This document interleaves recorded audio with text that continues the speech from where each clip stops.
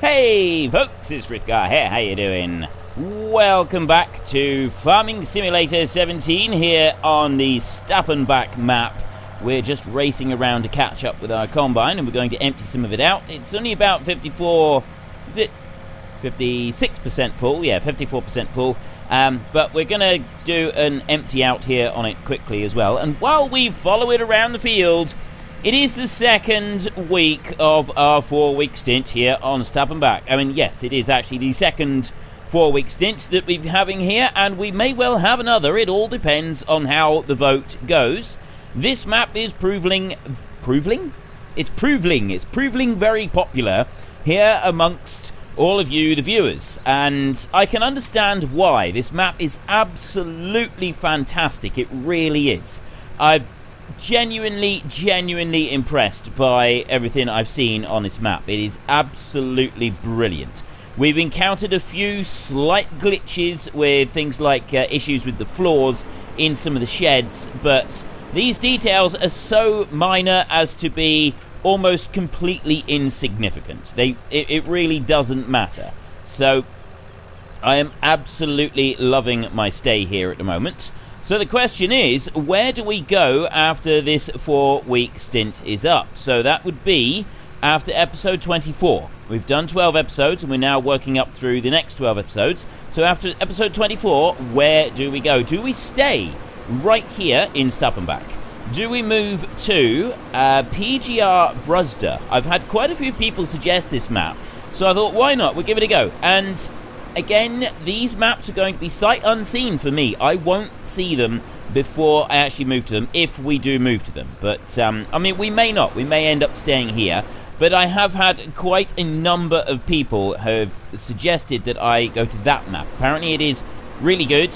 It's a really awesome map to play. Right, I just need to go like that and change it to that and I get rid of that. So then this combine is just going to go straight up and down on this side. At least that's the plan. The next one is South Mountain Creamery Farm. Now this one is quite a new one. It has not long been out and I thought it looked fairly good. And all I've done is I've just looked at the bit that's available at the beginning of the game. And I judged it purely on that. I haven't done anything else. I didn't want to influence myself. I've just gone on the initial presentation of this. So nobody's actually suggested this one to me yet. It's a very new one. But I thought it looked quite good. So I thought, well, I'll add that one in. The interest and the number of people asking for Welker Farms, which is the one that came second last time, really tailed off at the end, and I've had nobody even mention Welker Farms for a couple of weeks, so I haven't actually included that one in the vote this time round. If that is wrong, I'll include it next time. So yeah, we've also got the Pacific Inlet Logging map. Now I do occasionally add in a logging map, and it does sometimes generate some interest. I am still considering doing a series on a logging map. And what I might do, I've said all along that at the moment I only do one series of Farming Simulator, so I do 3 episodes a week. As we get closer to November, I will be starting up another series of Farming Simulator, and I'm most likely going to start this on something unusual. You know, maybe a logging map or something like that. At the moment, I don't know. It's sort of it's on the back boiler. But it's going to be at least mid-September before I start moving, before I start up my, go back to doing Farming Simulator every day of the week. But I just wanted to put that one out there, that it might be something like the Pacific Inlet Logging map. But if you want a logging map, there is always that one that we could look at, and Lossberg. I'm always getting requests for Lossberg. It's a really good map. It's rated very highly, and I am there's never a week goes by without somebody asking if I could do a series on Lossberg, so I'm including that one. So you got your 5 options there. Stappenbach, we stay right here on this map for another 4 weeks. Go to PGR Bruzda, South Mountain Creamery, Pacific Inlet Logging, or Lossberg. It's your vote, it's your game. Head into the comment section down below, let us know which one you want and why, and of course don't forget to actually cast your vote in the top right hand corner. And I have heard from the comment section that if you don't have annotations turned on in the options, if you go down to the bottom right hand corner, you have there's a couple of options there. You need to switch on the annotations in order to be able to access the poll. Some people weren't able to access it, and apparently this cures it. So switch it on, vote on the poll, and then switch them off again if you want them switched off. But apparently you've got to have them on in order to be able to access the poll. So for those of you who weren't able to do it, that's why you need to have the annotations on, apparently. I didn't realise this. I had no idea. I thought that you just were able to vote regardless, but apparently you've got to have those on. So there we go. I'm very interested to hear what you think of this week's selection, and as I did last time, I will ask you this. I'll ask the question this week and next week as well, to give everybody plenty of time to vote, and then I will give the answers in the final week of our 4-week stint right here. We are getting closer to FS19. We are getting much closer, and as we get closer, they are putting out all of the drip feeding us all of the information about different things that are coming out. They were talking about the mission system, about how you can use. I haven't actually had time to go and read all the mission system thing yet. It does look very cool, but they were talking about the mission system and about how you can go and get you can use your own machinery, you can use other machinery, you can use their machinery. There's not going to be time limits on the missions anymore. It's completely revamped the mission system, and quite frankly I think it looks absolutely spectacular. So I am really looking forward to being able to get hold of that. I'm going to read it up a little bit more, probably between now and next episode, and then I can talk about it in a little bit more detail, but it just looks fantastic. At the moment, I haven't been doing recap videos of the the release dev blogs.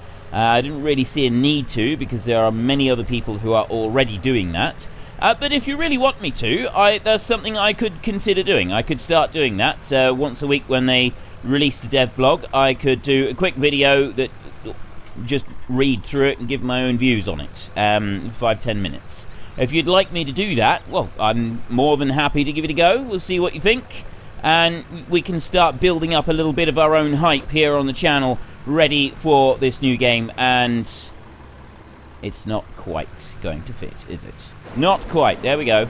Let's do that. At least we do travel along beside the Combine, though. Combine doesn't stop anymore. And what I like about the what is it? The AI vehicle extension. What I like about this compared to the standard game, the standard AI, is that if the machine is stopped in the field and you come up beside it, as soon as it starts emptying out, it starts traveling up across the field.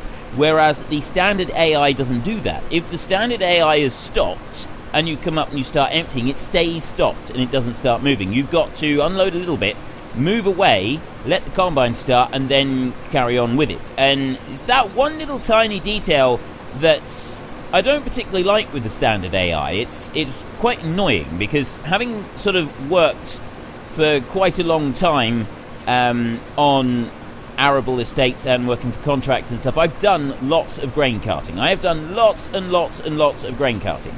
And you never do that. You never go up alongside the Combine that's stopped in the field, who's been busy combining, and he's just got a full tank and he's waiting for you. He's not going to go and... He will do this. He'll wait on the headland while you just empty out before he starts turning round.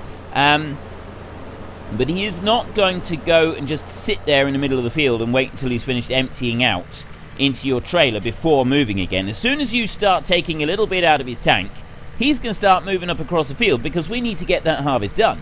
And that's what I like about the AI vehicle extension. That's one sort of aspect of it that I particularly appreciate. It's always good to see that one going. Did that just lift me up in the air? Pretty sure that just lifted me up in the air. It's not very good. Right, we'll swing on round here. And there we go. Right. And I need to just back in to this one. Now, I was asking last week about where the the standard game grain storage was, because it wasn't showing up on the actual map. The quantities weren't showing up on the map. And I said, well, where are the actual base game ones? Apparently there are none. Apparently there are none whatsoever. We do not have base game grain storage on this map. You've just got a collection of these in different places around the map. How do you open? Not like that.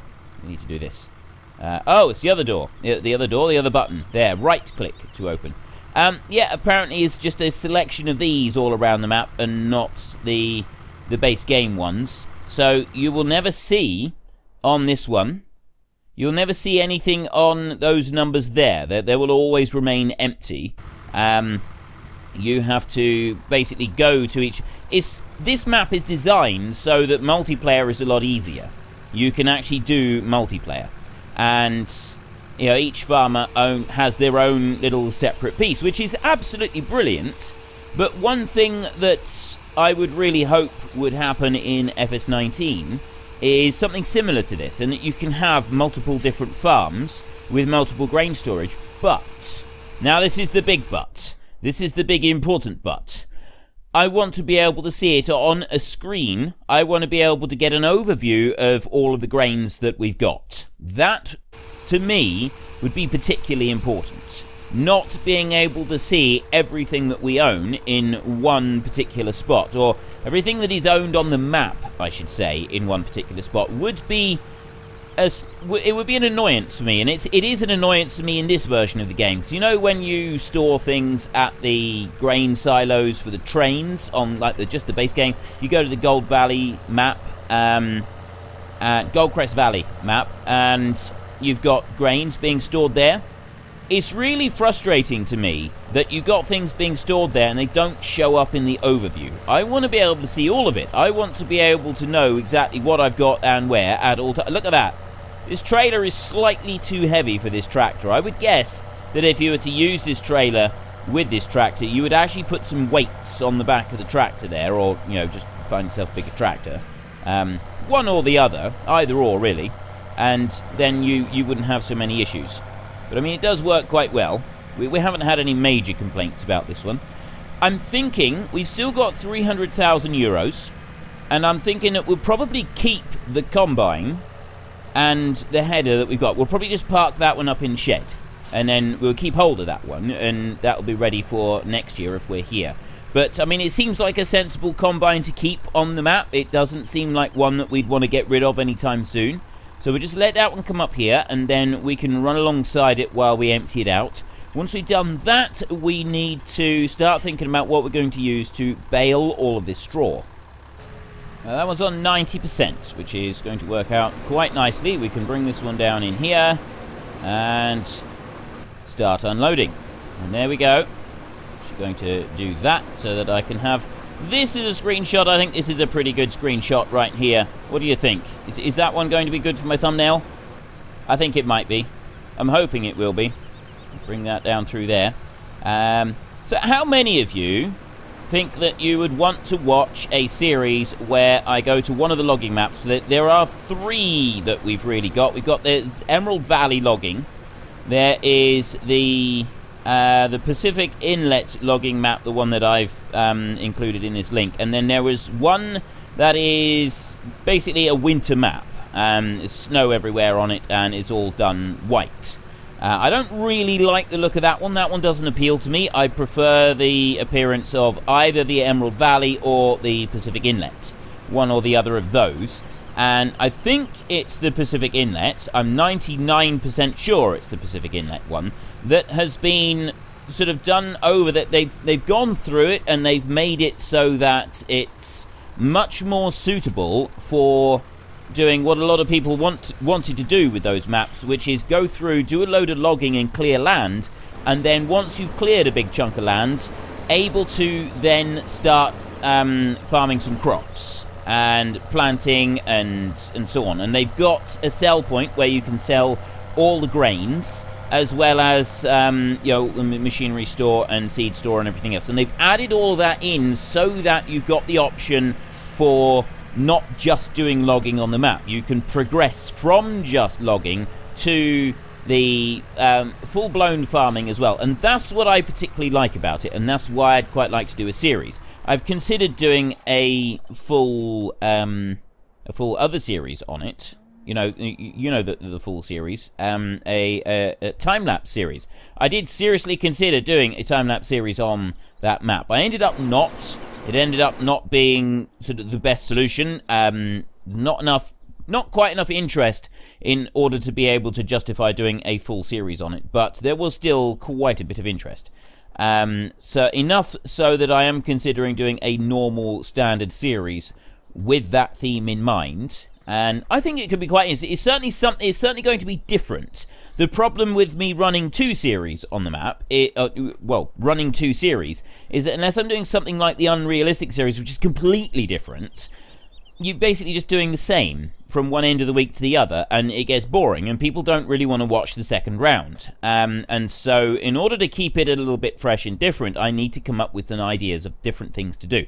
And so, I'm thinking of going along the lines of this, because I did the Unrealistic series, and I really feel I've done a lot of what can be done on there that my personal capabilities for redesigning mods and things like that can run to. I don't have the ability to alter very much more in the way of the mods, and so I was just literally getting to the point where I was playing around and trying to find things to do that were different that I hadn't already done, and I'd kind of run out of things to do, which is one of the reasons that I stopped doing the Unrealistic series. Now, what was I after? The baler. I don't want a standard baler. I really, really like this baler here. I absolutely love it. 28,000 if we lease it. Or we could go and do the buying. And no, I'm just going to lease it this time, because we did already have it on trial and we sent it back free of charge. So I will do it like that. We don't want the bale shoot. We want the bale collect. So we get 3 of them all at once. And we will have the refill manually. So we get that one right there. Okay, and then back, and we want to get that one as well. We want to lease that one to go with it, like that. And back out of here, we then need to go into pallets, and we want to get a pallet of string, because we don't have enough with the 1 pallet of string that we've got. So we've got that bit there. We now need a tractor, and the tractor that we've got does not have the oomph to pull it. Now, a number of people said that they liked me using the Fendt 1050 and would like me to keep the Fendt 1050. I'm of two minds on the Fendt 1050, and other people have asked me to use a Challenger. Now, I'm not a big fan of the Challenger purely because of the road speed on it, although it is going to be fast enough to pull the baler in the field. There is that to it. It's definitely going to be fast enough. Series 9, that's not really enough. 295 horsepower. It is a very power-hungry creature, this baler that we've got. So we're going to need some power to pull it. And the Fendt 1050 here is an absolute beast of a tractor. There is no denying that this is an absolute monstrous tractor. There, so we've got the 1050 Vario. Design, standard, warning sign, we'll just go with that. Wheel setup, standard, Vario, grip and weights. I think we will go with the Vario grip and the weights. And then we'll keep the colours like this. Yes. Okay, we'll go with that. And, well, we can't afford to buy it. So again, we're going to lease this one. And then we can turn it back. Although, so many people have asked me if I could buy this 1050. The big problem I had with the 1050 was the camera on it. I didn't like the camera. I didn't like getting in and having the camera. So I don't think I'm going to buy it. I will lease it for this. But it's not something that is going to be a permanent part of our fleet. That's the one thing I will say, is I don't want it as a permanent part of the fleet. Don't think we're going to get all the way up to the end before we get to a full tank. Are we? Oh, I don't know. This is going to be cutting it pretty fine. It goes to 10,500 for a full tank. We are 10,350. We should be alright. We should be okay. If I just go over to this one very quickly. Start up and we come out round like this. Get up beside that combine. We need to... It's got to start putting the spout out pretty quick. Go on. There we go. Spout's coming out already. Excellent. And I'm getting in the way. No, I'm not in the way. And... Ooh, he done it. He didn't quite have to stop. It was pretty close. But he did manage to get through all right. We'll run down through and we'll empty this one out. And then we are going to go back. We're going to get our Vario grip down there. I haven't got a front weight for it. This is a problem. Do I just drive up and... I think I'll drive up and pick up the minion weight that we've got sat in the yard. Because that one's not currently got an owner at the moment. So we'll use that one. And then we can bring it up into the field. It can be parked up. We've got to get the string into it. We'll park it up in the field. That'll be ready to roll. And then we can come through and we can get the straw going. Get it all baled up. We're going to... Now, this is a big question. Is how much of it are we going to dump into the compost master? And how much of it are we going to just use up? The compost master has got some bales sat in it, I think. Although I'm not sure. I need to go and have a look at that.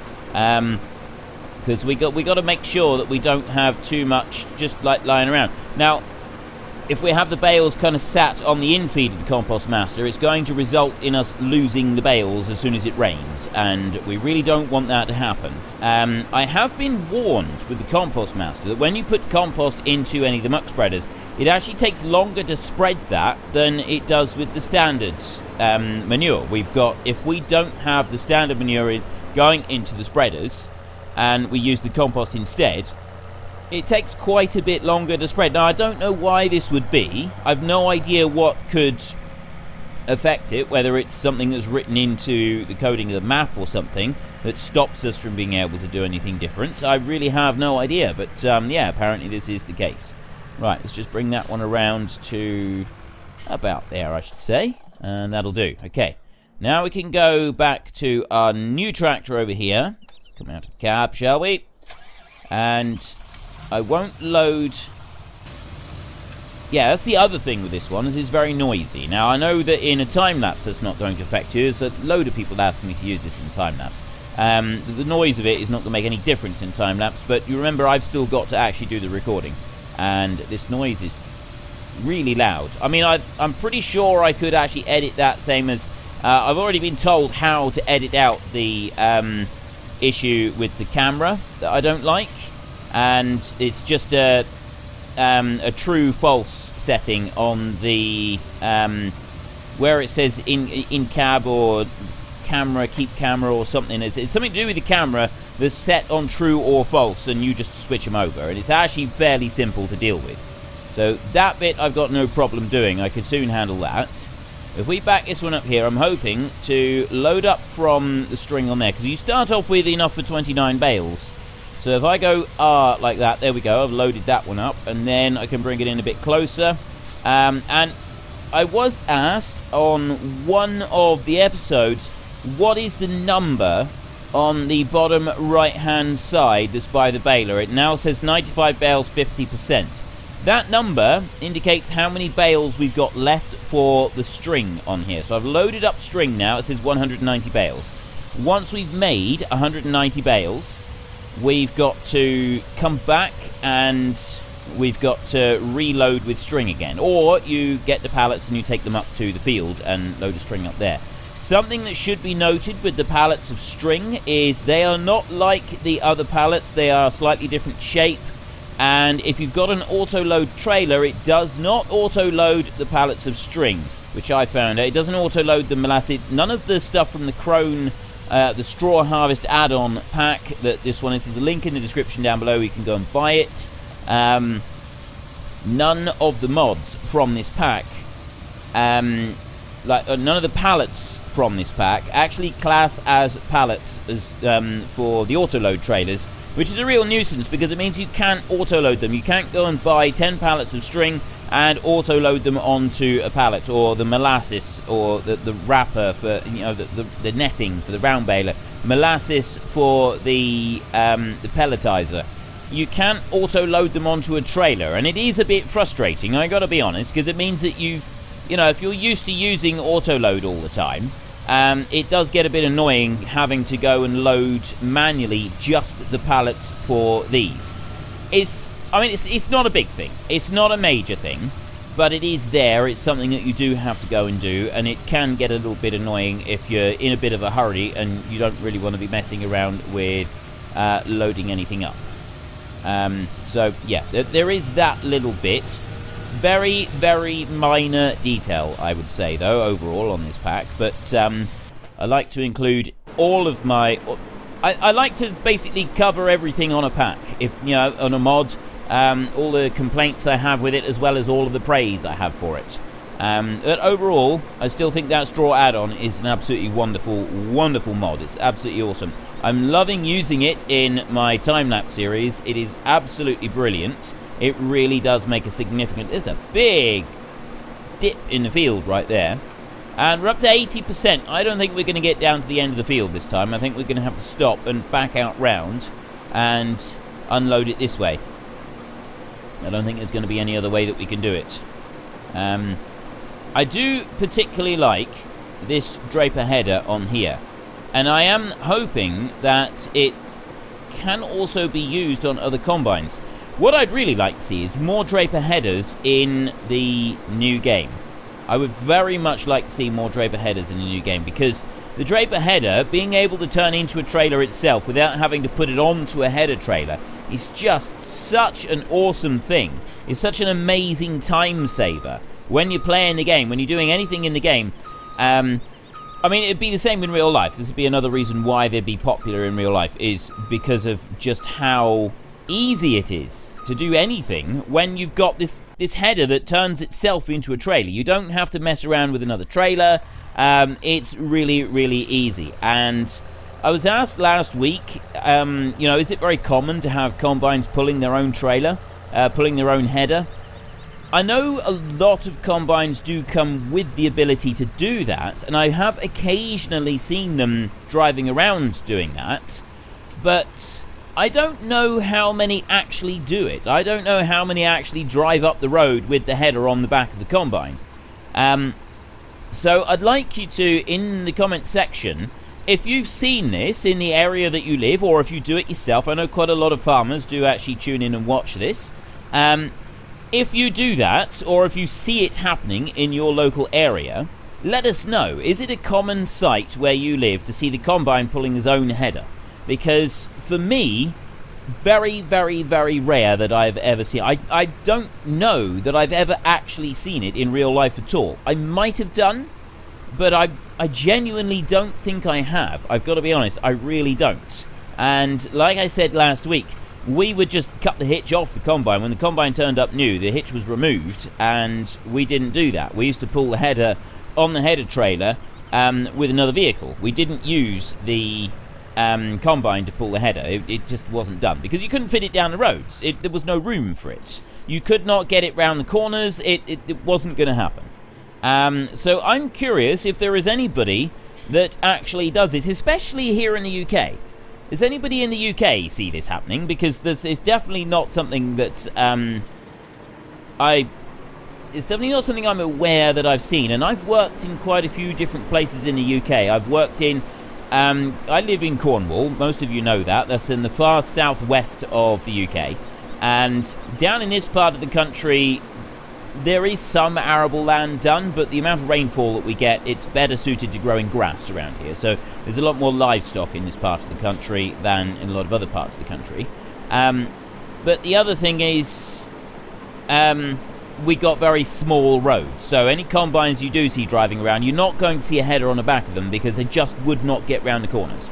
There's no way the combines around here would be able to get round the corners, round all the roads, if they were pulling their own header trailer. Now, maybe in some farms they do, and just going along the farm tracks and that, but most roads in this part of the world, you can barely fit the combine down those roads, right? You literally, in places, it's a genuine struggle. The farmer has to drive on a couple of miles up ahead of the road and park across the road to stop anybody from driving up, and then radio to the combine or phone him up and say, right, bring it on through, and then the combine will inch his way up this road with the wheels rubbing the hedge on each side as he goes. And here in Cornwall, most of the hedges are stone from top to bottom, so you're basically just rubbing your wheels along big granite stones all the way along. And yeah, it's a tight squeeze. We really do push what we can get onto the roads here in places. It's actually quite cool to see.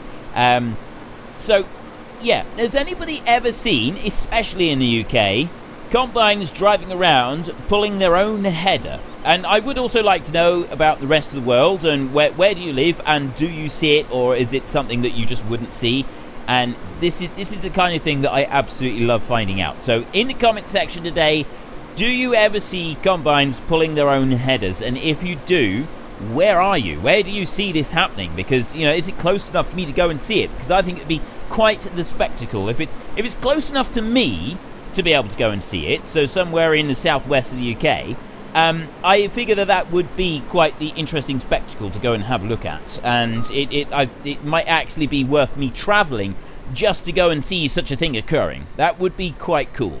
Anyway, we've got a little tiny bit of this left, and then we can seriously consider starting doing the straw. We've got the tractor down there. It's all leased this time. We're actually leasing it instead of just pulling a fast one with the getting a free trial on it. We've leased the Fendt 1050, we've leased the baler and the sled on the back, and we're going to go flying around this field and bale it all up. That is the very next task. Once that's done, and we've cleared the field of bales, I'm just trying to think where we should put the bales. I think we'll try and stuff them in a shed somewhere where we can move quickly and get them through fast. I've got an idea for what we'll do for that, so that it's literally a drive-through and dump, which is the easiest way to do it with the straw. And then we're not going to be messing around for absolutely ages trying to stack bales in sheds or anything. I don't think we need to be doing that in this series. It's just going to take up too much time. So once we've done that, muck spreading will be the next thing that we do. We've got a load of compost on the compost master. We've also got a little bit of muck ready from the cows as well. So there's lots of muck that's ready and available to go spreading with. We just need to actually go and get started on it. So we're going to put this one out here. And we bought this one. I was just thinking, oh, we could return. But no, we don't want to return this one. We've had this one for a very long time now. Way more than the allotted half an hour or hour, whatever it is. So we're not going to try and sell it back. I'll show you, look. Well, I'm pretty sure I'm going to show you. If you look through here, we can see that the Rostselmash is 299,000 euros. And I'm pretty sure we paid 299. But anyway, back out of there and then go into the garage in here, and then we scroll up through and look for our combine. There it is, 239,000. That means that we would take a loss if we went and sold it back. So we're going to keep this combine. We're actually going to keep it. So if we fold it all up, we do that, and we also fold the combine itself up, and then we switch over to the header. I'm going to put the header over this way, look. Bring that one round there, and I really like this. Which is the best side to watch? I think we'll watch this side, and if I do it like that, we can actually see the header in the sunshine a little bit better. There we go. Right, so now if I press X, look at that. The wheel goes in and it turns round on that. Oh, that's actually really cool, the way that works. Let's have a look at this other side. What does that do? Ah, right, that is completely different to how the other Draper headers work. The other ones, it just kind of takes that one off and adds new wheels onto the back or something. But this one here, especially the way that it unfolds that and brings it round, that is very cool. Just a couple of pins there on the back of the wheels, you can see. So that comes out, it swings round, and then you put in a couple of new pins on there, and that locks it in there with another pin on that bit. Stops it from moving around, and then you got the wheels to support the actual header. And this one here on this side, that's quite simple. That one comes up like that, and then the wheels themselves swivel round. But that one's going to be a free turning wheel anyway, and then you, with another pin, you put the drawbar in. So where does the drawbar live? That's the only other question. Got that drawbar there. Where does that live when the harvest is happening? It's got to be a slot here somewhere on that header for that drawbar. It's got to sit on there somewhere. Can you see it? Because I can't see it. I don't see anything move. It's got to sit there somewhere. I reckon maybe it clips onto the top, but I don't see it clipping up there anywhere. Maybe on the bottom. I don't know. I can't imagine there's something that is this well made would have you put that bar there and chuck it into the hedge somewhere. I reckon that's got to be carefully put away somewhere onto the actual header. So we'll lower that one down a minute and then unhitch it.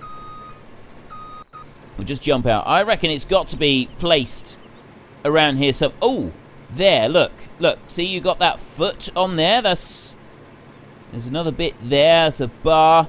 It clips on the top here, doesn't it? It's got to. It clips up onto the top there somehow, and it looks like it's done in 2 sections as well. So you got a bolt there in the middle. You put that bolt on, and it comes apart and then goes in 2 sections across the top there. And so it's not going to get in the way. It's not going to impede your view of down into the header in any way, shape, or form. But it does allow you to put that bar away neat and tidy, so it's not going to cause you any problems whatsoever. Absolutely wonderful header this is. I really, really like it. Look at that. No header trailer kicking around, no messing around with trying to get the header trailer off of the, trying to get the header off of the combine and onto the trailer or anything like that. It's all one compact little design. Absolutely fantastic. I really, really love this design with this this draper header. The other draper headers are good, the big ones, but this is the one that appeals to me the most because it's a smaller, compact one, which could actually be used in some of the other series, or some of the other maps, not the ones where you just use the huge, great big headers. Only, though, if you can get that header to fit the combine. I mean, it'll fit this combine. We know it fits this combine, but does it fit any others? This is the big question. Is there any other combines that header can go onto, or is it specifically a Rostselmash one? That's something that I'd like to find out. Now, I don't think, actually, I can put the combine into this shed down here. So what I'm going to do for now is I'm going to bring the combine down over this way, come out round there, and then I'm going to swing up into this area up here, because we've got a big, flat, level area here. I very nearly hit the fence just then, but that's alright, we don't mind. We've got this huge level area here, which I'm actually going to build a shed in. It's going to be the last thing I do today, because this is going to be where we're going to put our bales. And I want to construct a shed in here, all ready for bales. And my particular favourite shed, I don't think I've got it. Yes, I do. That one. This is a wonderful shed. It's nice and easy to drive through. Can't be placed here. Why? I own this piece. This is my property. Well, that's rather disappointing. Apparently, we cannot put placeables in this pen. So what is this area for? I thought I owned this. Or is this just like a park for... Oh, hang on a minute. Is this like either it's a reset point or it's to do with like surplus machinery that you can't fit into the shed there. I'm guessing. I know what I can do. If I go into here a minute and I go to the garage, we've got the Sammy Fortis there. It's the one that we haven't used at all. If I go to... Actually, I don't want to go into the shop. I want to go into the map in here. Now, I've got there, the Sammy Fortis. Reset. Do you really want to reset this vehicle tool? Okay, right. It's been reset to the shop. Okay, that wasn't actually what I wanted to do. That's now down there. I thought it might, maybe it would reset it up the top. Sometimes they put the reset point different place to the actual shop. I don't know why I'm keeping this tractor, because we never actually used it. I'll park it up over here, and maybe we'll sell it in the future. Anyway, as we can't put our shed up the top up here, we're going to have to find somewhere else to put our bales. I think maybe we can put the bales in the shed with the hay. That might be a good place to put them. We'll leave the combine there. We can always say that we've sheeted it down for the winter. Just put a tarpaulin over it. We can't drive in and out of there very easily, so it might be a good idea to try and put the straw in this shed right here. And it will mean that we might end up putting some under the floor. And that's the only sort of issue I found with this map so far, is the hollow floors in places. And if that is literally the only issue there is with the map, that's pretty good going, I'd say. Anyway, we have run out of time for today's episode. So, my weekly question is, what map do you want to move to next? Do you want to go to the... do you want to stay here on Stappenbach? Do you want to go to PGR Bruzda? Do you want to go to South Mountain Creamery? Do you want to go Pacific Inlet Logging? Or do you want to go to Lossberg? I will, if I remember, put links in the description to each of the 4 additional maps, and you can go and take a look at them for yourself. It's your vote. It's your game. Head into the comment section down below. Let us know which one you want and why. And of course, don't forget to actually cast your vote in the top right-hand corner.